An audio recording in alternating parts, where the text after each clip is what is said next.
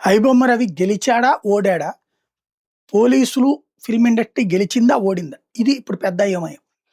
అతన్ని అరెస్ట్ చేయడం పోలీసుల విజయం. ఫిల్మ్ ఇండస్ట్రీకి సంతోషం. అందుకనే స్వయంగా మహామహులందరూ వెళ్లి సజ్జనార్ని అభినందించింది, అంతా జరిగింది. ఇప్పుడు అతన్ని 5 రోజుల నుంచి విచారించాక కొండని తవ్వి ఎలకన బట్టినట్టయింది.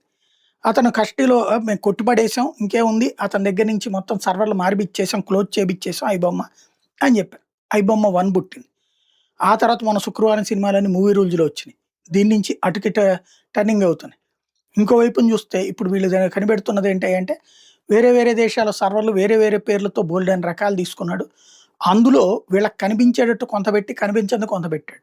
ఏ వివరాలు చెప్పట్లేదు. సిబ్బందిని గురించి చెప్పట్లేదు. ఏం చేస్తున్నారో చెప్పట్లేదు. ఈ డబ్బులతో ఏం ఇప్పుడు అతని క్యారెక్టర్ అసాసినేషన్ ఒక్కటే చేస్తున్నారు వీళ్ళు.